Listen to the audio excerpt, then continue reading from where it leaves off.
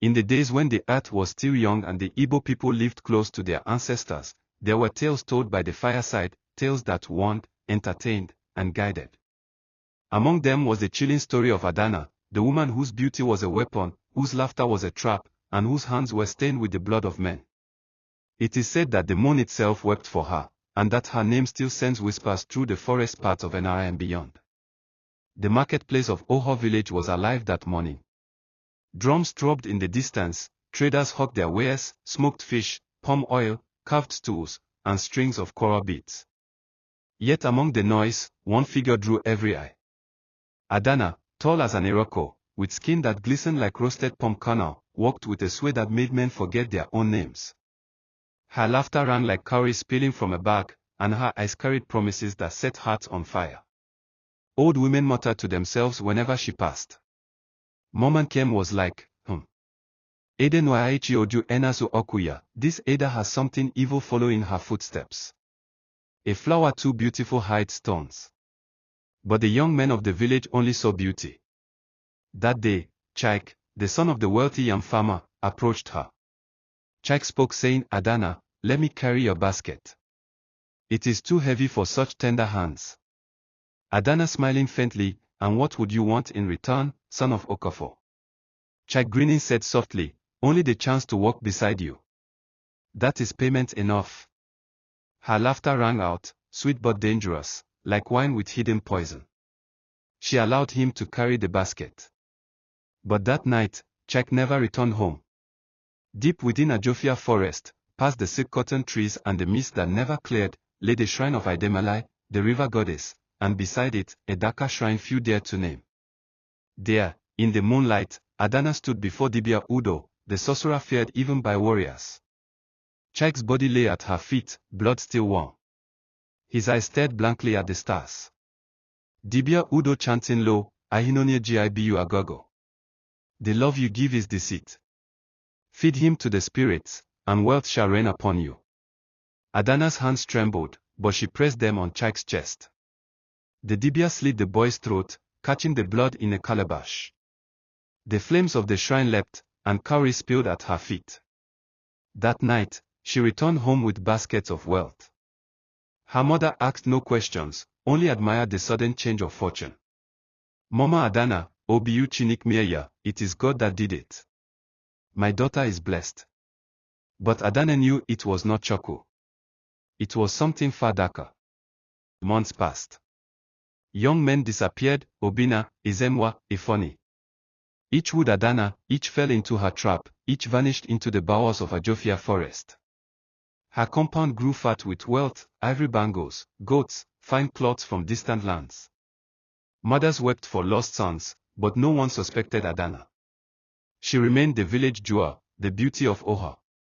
Until the day Obi, son of the great titled man Wofa, returned from his travels.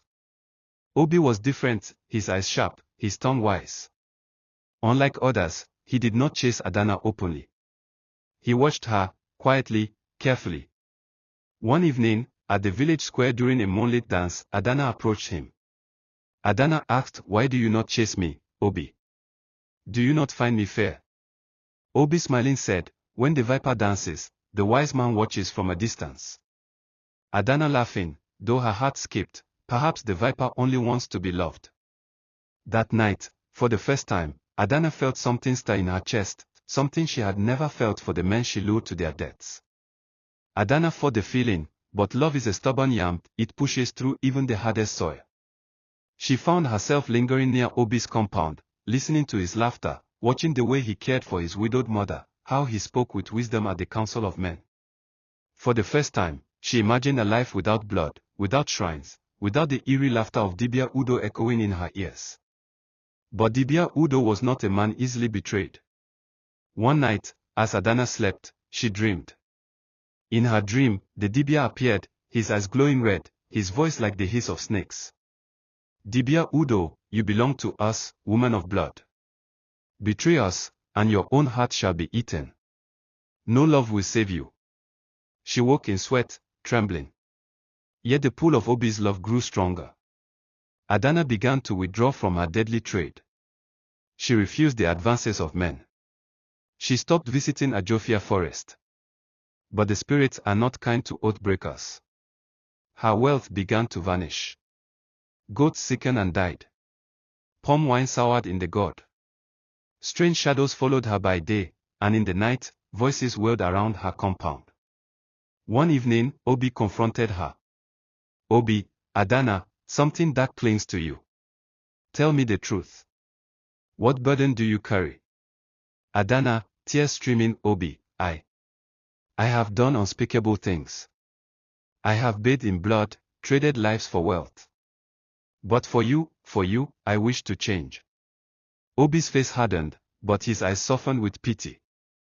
Obi, a broken pot may still hold water if it is mended. But some cracks run too deep. He promised to help her, but deep inside, he feared the wrath of the spirits. On the night of the New Yam festival, when the village gathered to feast and dance, the earth shook. Drums faltered. Fires dimmed. From the direction of Ajofia forest came screams, inhuman, chilling. Dibia Udo appeared in the square, his body wreathed in black smoke, his staff crowned with skulls. Dibia Udo, Adanna, daughter of deceit. Did you think you could betray the covenant? Tonight, you shall pay. The crowd scattered in terror. Obi stood before Adanna, shielding her. Obi, she is ours, not yours. Leave her. But the Dibia only laughed. Suddenly, the men Adanna had killed appeared, Chike, Obina, Izemwa, Ifoni, bloody, hollow-eyed, reaching for her. Chike's ghost, you fed us to darkness. Now, feed your own heart. Adanna screamed, clinging to Obi. The spirits dragged her toward the forest. Obi fought, striking with a staff, chanting prayers his mother had taught him. For a moment, it seemed he might prevail. But Adanna knew the truth, her sins were too heavy. Adanna, sobbing, Obi, I love you, but love cannot wash away blood. With one final cry, she tore herself from his arms and vanished into the shadows, dragged by the spirits into Ajofia forest. The ground swallowed her. The earth closed. The night grew silent. The next morning, the village awoke to whispers. Adanna's compound was empty, her wealth gone. Only a broken calabash lay at her doorstep, filled with ashes. Obi never married. He spent his days warning young men against chasing beauty without wisdom, and young women against seeking wealth through forbidden paths. The elders tell us, Onwu oni oju biyu aichi nkuzi na ni dinu. The death of the wicked is a lesson to the living. And so ends the tale of Adanna, the woman who used men for money rituals, until she fell in love.